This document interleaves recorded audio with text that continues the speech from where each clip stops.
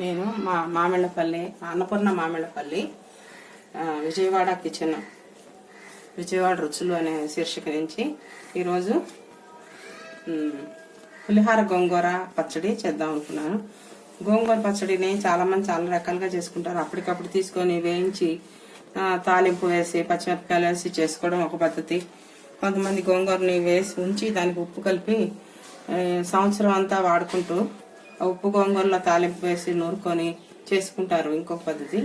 ఇది మటుకు పొల్లటి గోంగూర తీసుకొని వేయించి ఏకంగా నూనె తాలింపు అన్నీ వేసి ప్రిపేర్ చేస్తాం. కారం ఉప్పు అన్నీ వేసి దీన్ని మామూలుగా ఊరకాయ పచ్చడి కింద సంవత్సరం అంతా కూడా ఉంటుంది. కావాలంటే కొంచెం కొంచెంగా కూడా చేసుకుంటూ ఉండొచ్చు.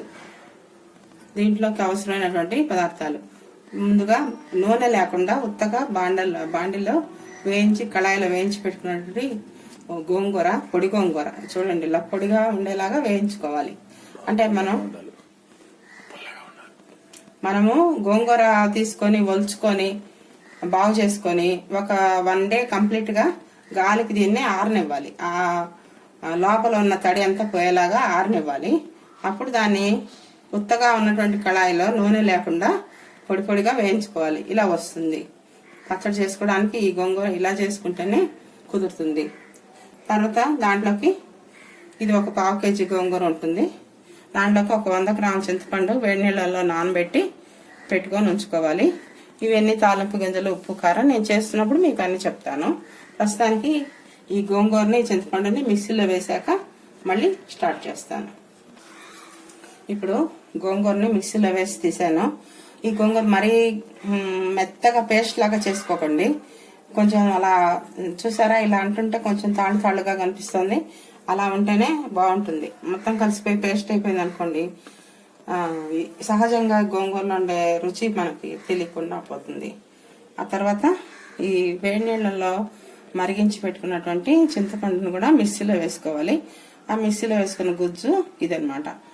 ఇప్పుడు మనం ప్రొసీజర్ స్టార్ట్ చేద్దాం.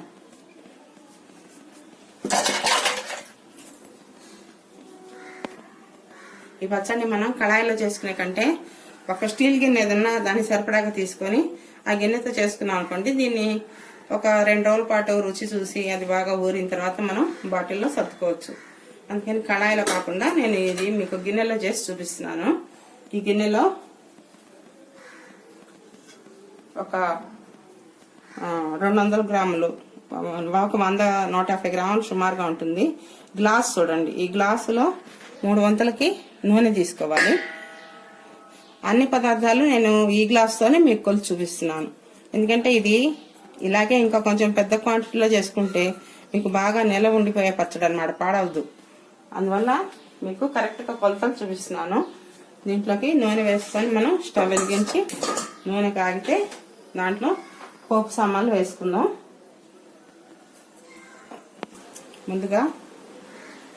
ముందుగా ఆవాలు వేసుకున్నాను. ఆవాలు వేగుతున్నాయి. స్టవ్ కొంచెం సగ తగ్గించి పెట్టుకోండి, తాలింపు మాడిపోకుండా ఉంటుంది. ఆ తర్వాత మెంతులు వేసుకోండి. మెంతులు, ఆవాలు వేగిపోయిన తర్వాత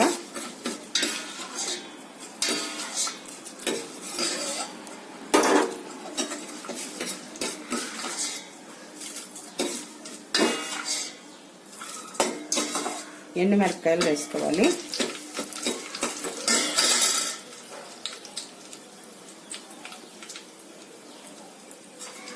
తర్వాత ఇంగువ వేసుకోండి.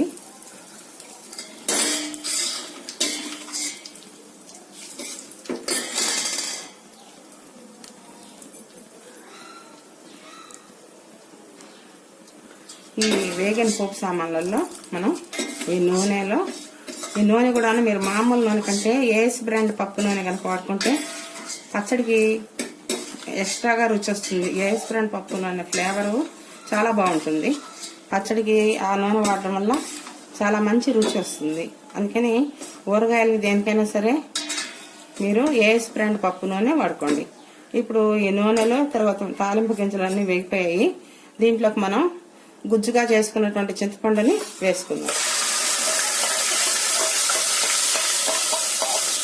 ఈ వేసిన నూనెలో తాలింపులో ఈ చింతపండు బాగా వేగి ఉడకాలి. అంటే మనం నీళ్ళల్లో నానబెట్టుకున్నాం కదా చింతపండు, ఆ నీరంతా పోయి మనకి నూనె పైకి తేలాలి. అప్పుడు పచ్చడి పాడవకుండా ఉంటుంది. తడి తగిలితే ఏ పచ్చడి అయినా సరే పాడైపోతుంది. అంటే మేము బూజు రావడము లేకపోతే వాసన రావడం అలాగైపోయి పాడైపోతుంది. అందుకని మనం ఈ గుజ్జుని కొంచెం ఒక 2 నిమిషాల పాటు వేయించుకుందాం. వేయించుకుంటే ఆ తడి వెళ్ళిపోయి మనకి పైకి నూనె తేరుతుంది. అప్పుడు మిగిలిన సామాన్లన్నీ ఇందులో కలుపుకొని మనం పచ్చడిని తయారు చేసుకోవచ్చు. కొంతమంది ఇష్టమైన వాళ్ళు ఈ తాలింపులోనే ఇదిగోండి వెల్లుల్లిపాయలు కూడా వేసుకుంటారు. జనరల్గా గోంగూర పచ్చడి అంటే వెల్లుల్లిపాయలు, ఉల్లిపాయలు ఇవన్నీ వేసుకోవడం అలవాటుగా చాలామంది ఇష్టంగా తింటారు. జనరల్గా బ్రాహ్మిన్స్ ఇళ్లలో వెల్లుల్లిపాయ వాడడం పెద్దగా మేము ఎప్పుడో రేర్గా ఏదైనా ఐటమ్ కంపల్సరీ అయితే తప్ప వాగాము. అందుకని మీకు ఇందులో వెయిట్ లేదు, నేను ఊరికే చూపిస్తున్నాను. మీరు కనుక వెల్లుల్లిపాయని ఇష్టపడే వాళ్ళైతే ఈ తిరగమాకులోనే మీరు వెల్లుల్లి కూడా వేసుకోండి. అది వేగితే బాగుంటుంది, తింటే బాగుంటుందని అందరూ అంటుంటారు. కనుక మీరు వెల్లుల్లి కూడా వేసుకోవచ్చు.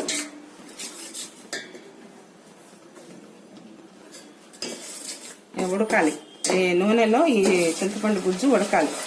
చూసారా ఎలా ఉడుకుతుందో? అంటే మనకి నీరు పోయి నూనెలో ఉడుకుతున్నట్టు లెక్కగా మనం వేసుకొని తర్వాత నెక్స్ట్ ఏం చేయాలనేది మనము చెప్తాను నేను.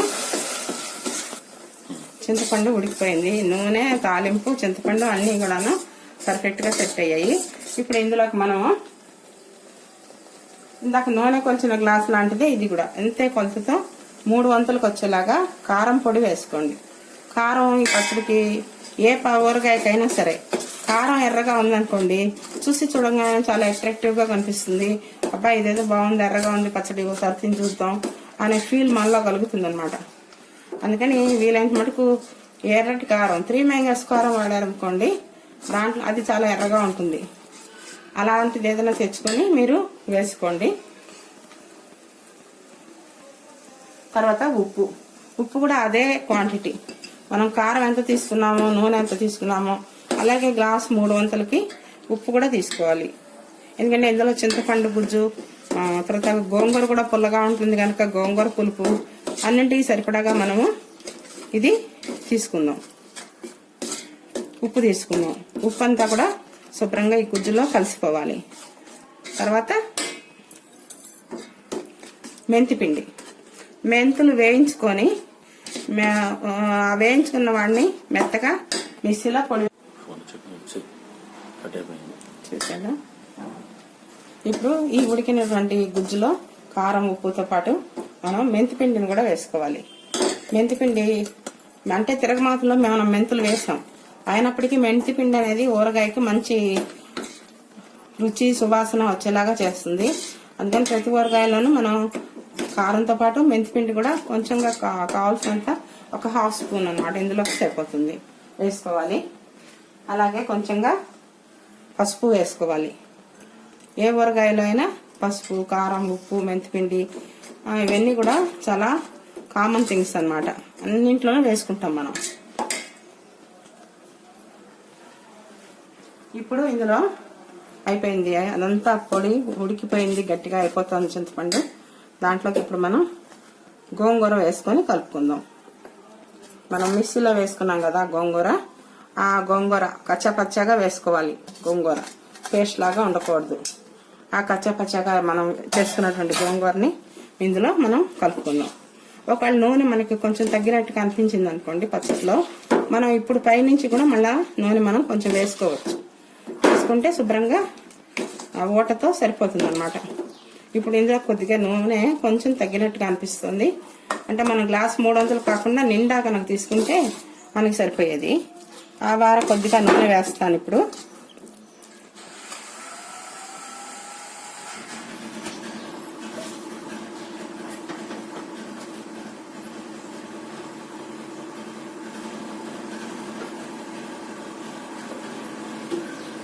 ఇందాక 1/2 గ్లాసు తక్కువగా వేస్తాను కదా, ఆ 1/2 గ్లాసు కూడా ఇప్పుడు నూనె కలుపుతున్నాను. అంటే పచ్చడి అంతా వేడిగా ఉంది కనుక మళ్ళీ మనం ఈ నూనెని వేడి చేయక్కర్లేదు. ఇలా డైరెక్ట్గా వేసుకుంటే కలిసిపోతుంది. రుచిలో ఏమీ తేడా రాదు. అదే కొంచెంసేపు చల్లారిన తర్వాత అయితే అప్పుడు నూనె వేగిన రుచి కాకుండా పచ్చివాసన వస్తున్నట్టుగా అనిపిస్తుంది మనకి. కానీ ఇప్పుడు ఇది ఆల్రెడీ వేడిగా ఉన్న పచ్చడే కనుక మనకి పచ్చివాసన అనేది ఉండదు, అంతా కలిసిపోయి బాగుంటుంది.